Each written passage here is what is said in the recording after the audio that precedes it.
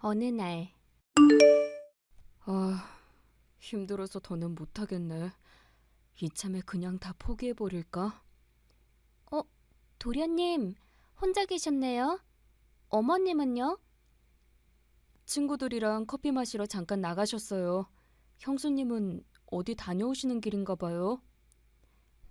마트에 장 보러 다녀오는 길이에요. 모레가 어머님 생신이시잖아요. 생일상 떡 부러지게 차려드리려고요. 근데 도련님은 무슨 일 있으셨어요? 네? 제가요? 깊은 고민이라도 있는 것 같은 표정이잖아요. 어, 어, 저 그게 실은 공무원 시험 또 떨어졌어요. 저런, 상심이 크시겠어요. 저 혼자 속상한 건 괜찮은데요. 엄마랑 형한테 너무 미안해서 자꾸만 한숨이 나오네요. 미안하다뇨? 대체 뭐가요? 저 벌써 공무원 시험 5번째 떨어진 거잖아요. 그동안 엄마랑 형이 없는 살림에 정말 너무 어렵게 제 공부 뒷바라지를 해줬는데 이젠 저도 염치가 없어서 더는 못하겠어요. 그러면요? 이대로 공무원 시험을 포기하려고요? 네, 아무래도 그래야 할 것 같아요.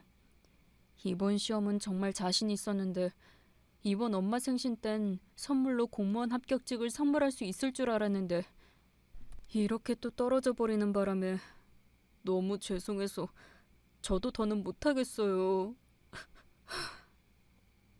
어, 있잖아요, 도련님. 저랑 도련님이랑 나이 차이가 몇 살 안 나서 조금은 조심스럽긴 하지만 그래도 제가 조언 한마디만 드려도 될까요? 당연하죠. 동년배고 아니고를 떠나서 형수님은 형수님이니까요. 도련님, 혹시 토마스 에디슨이라는 사람 아시죠? 지금 우리가 쓰는 전구 같은 것들을 발명한 위대한 발명가이자 위인이잖아요. 그쵸. 바로 그 위인이 실패에 대해서 이런 말을 했어요. 어떤 말인데요? 많은 인생의 실패자들은 포기할 때 자신이 성공해서 얼마나 가까이 있었는지 모른다. 하는 말이에요.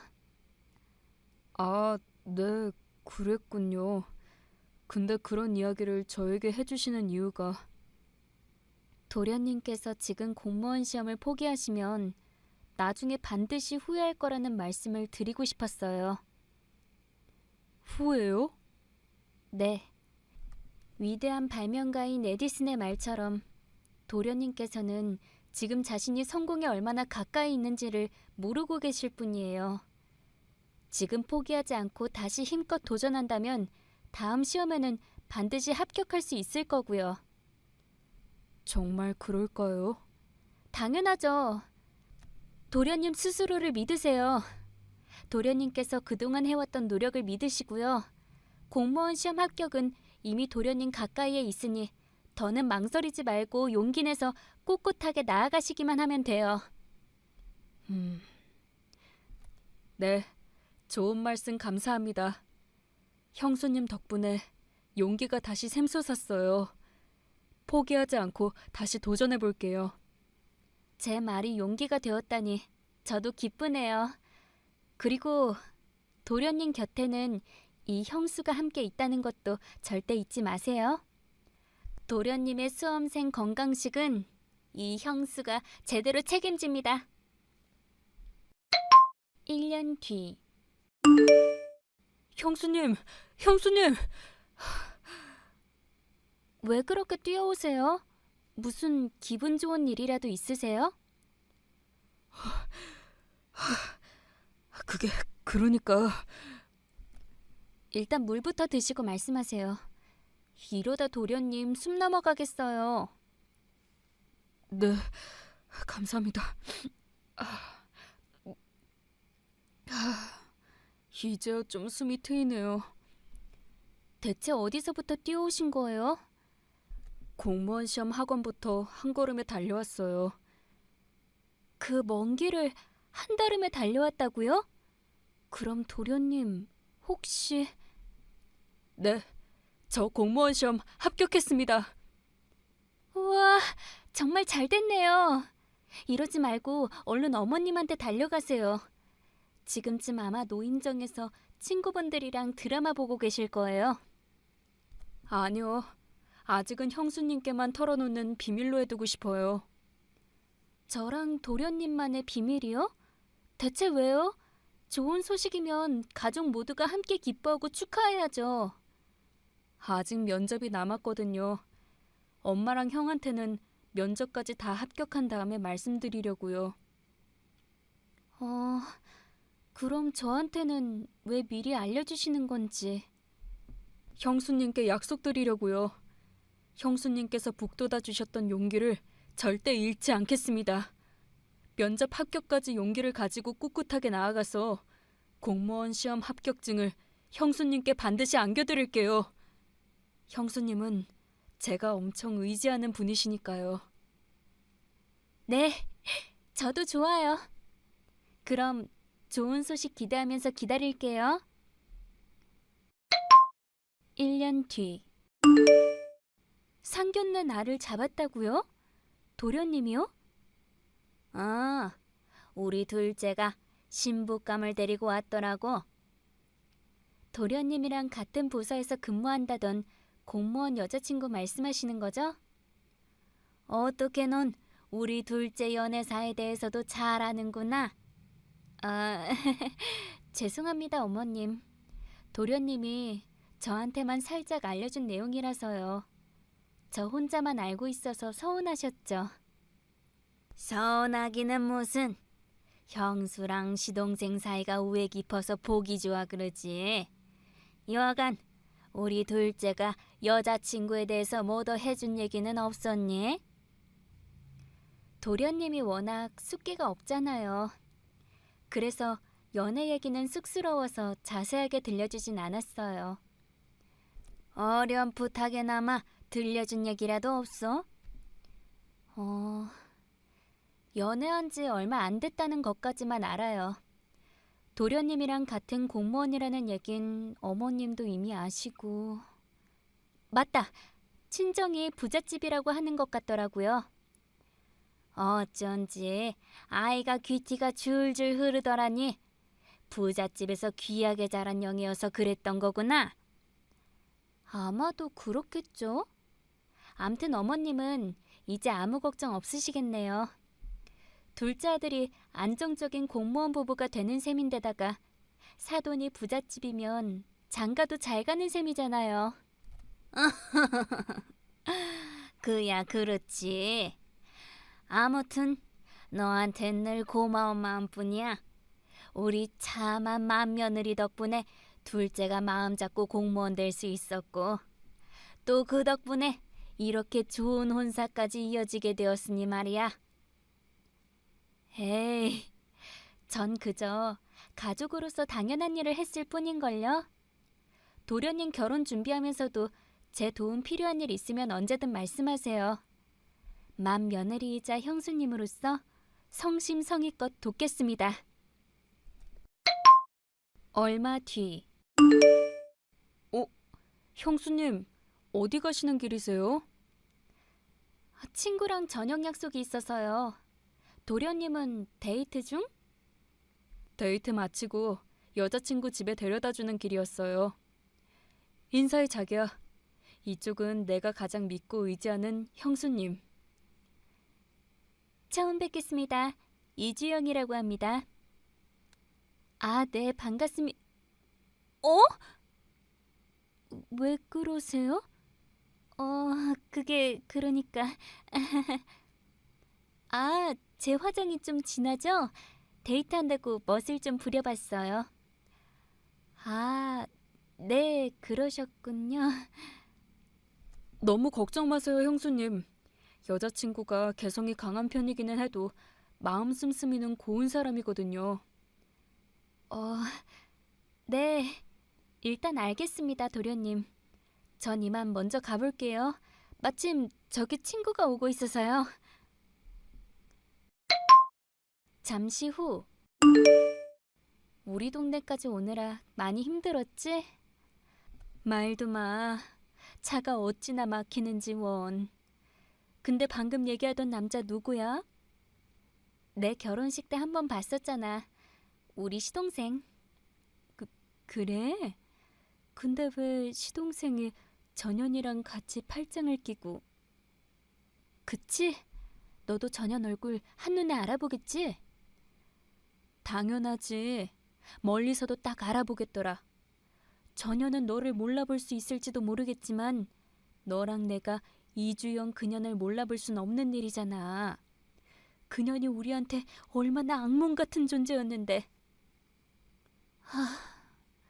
혹시나 했는데 역시나 그년 맞구나. 근데 둘이 대체 무슨 사이길래? 결혼할 사이. 뭐라고? 어떻게 전현이랑 너네 시동생이랑? 시동생은 아직 아무것도 몰라. 아무것도 모른다고? 지금부터 알려줘야지.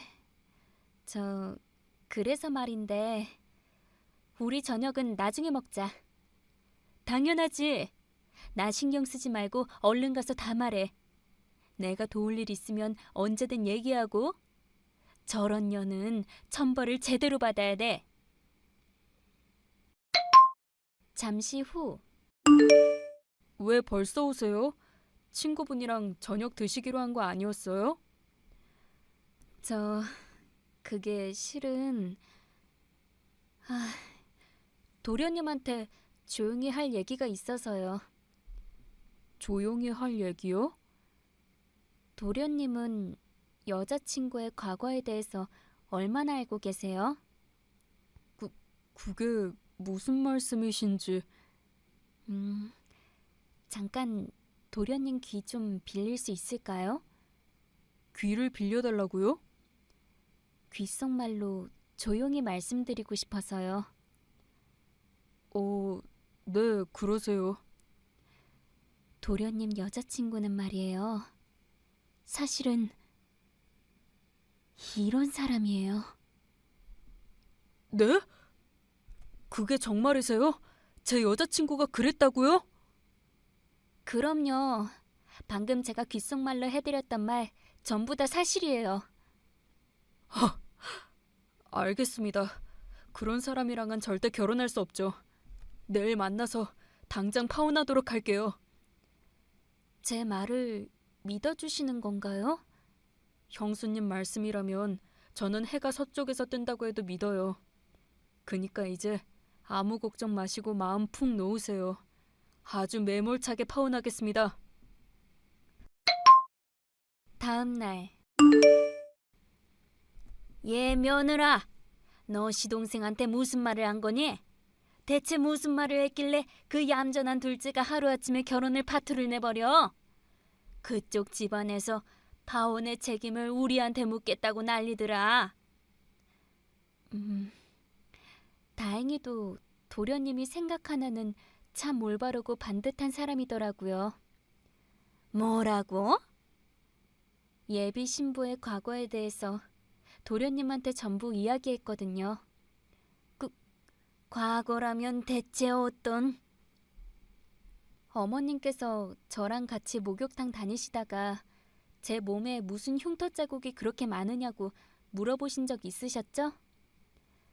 그땐 어릴 적 수두를 심하게 앓았던 흉터 자국이라고 했었잖니.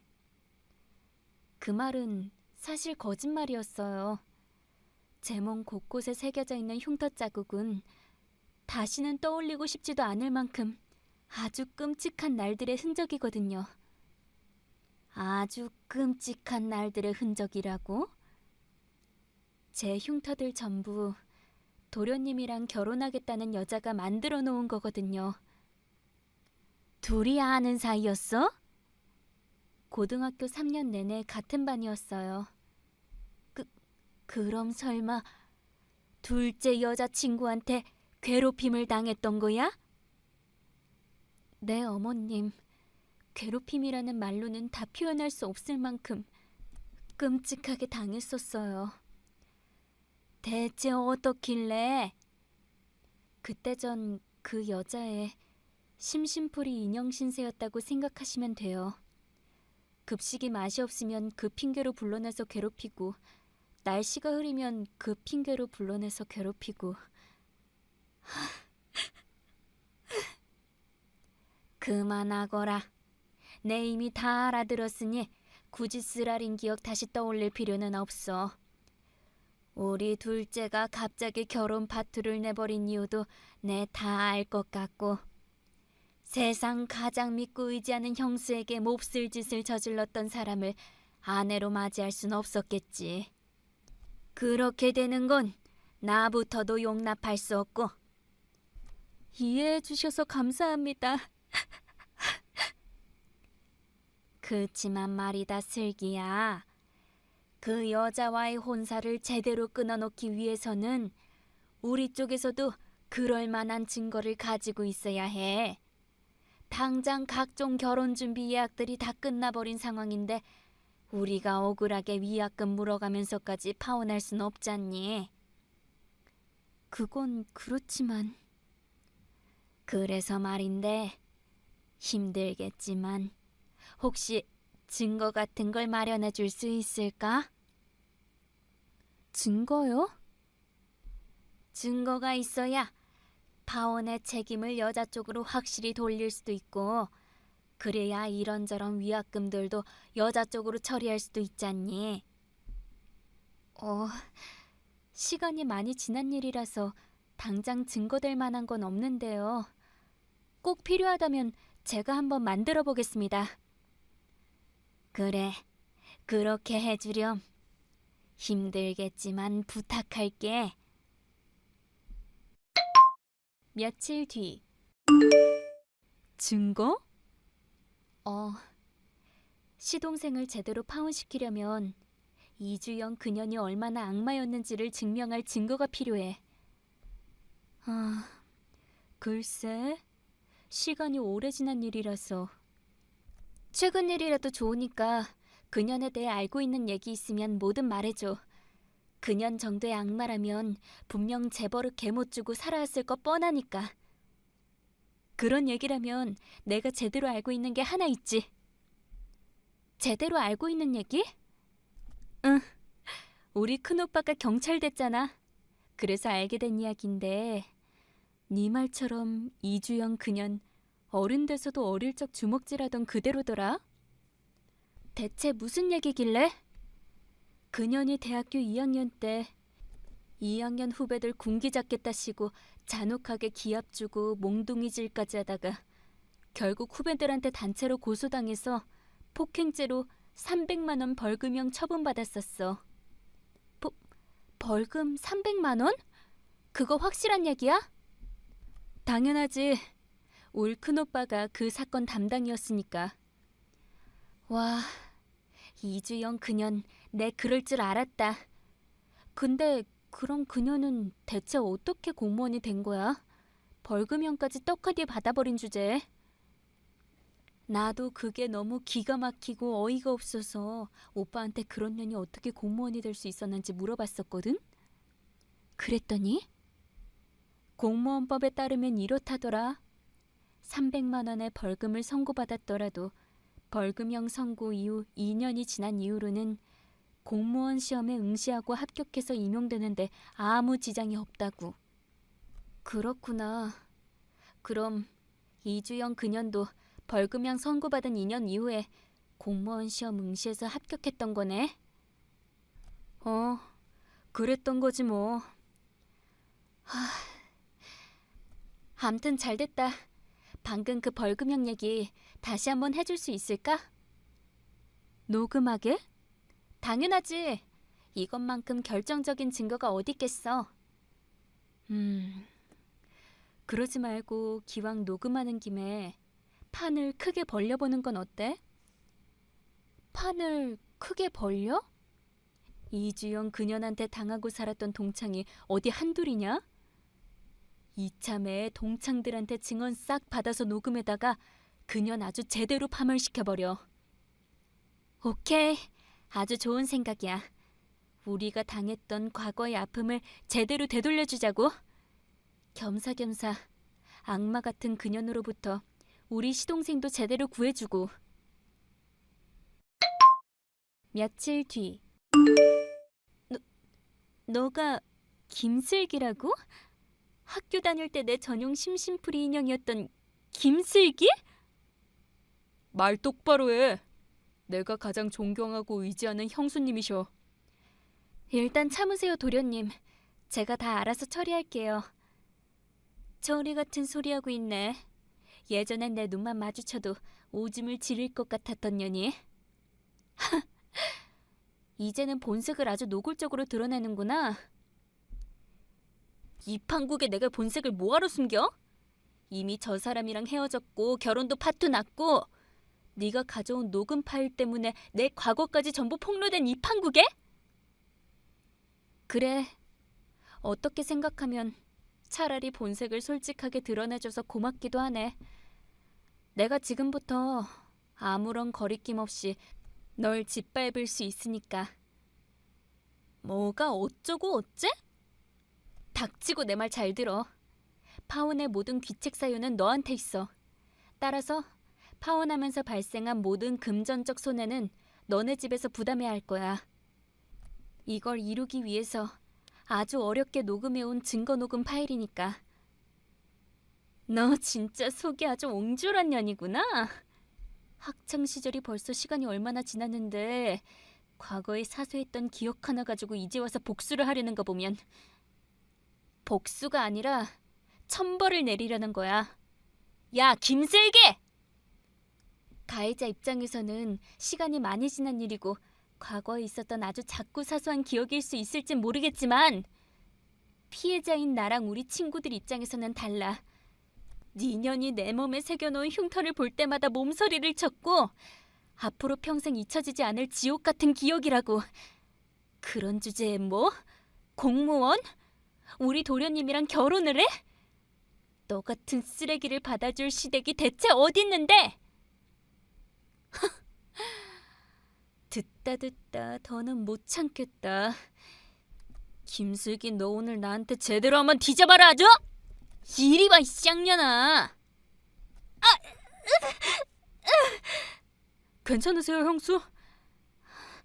네, 괜찮아요. 많이 다친 건 아니에요. 다행이네요. 이주영, 너 이게 대체 무슨 짓이냐? 감히 우리 형수님을 때려? 전현이 맞을 짓을 해서 때렸다 왜? 그래? 그렇다네요, 도련님. 그럼 뭐 어쩔 수 없죠.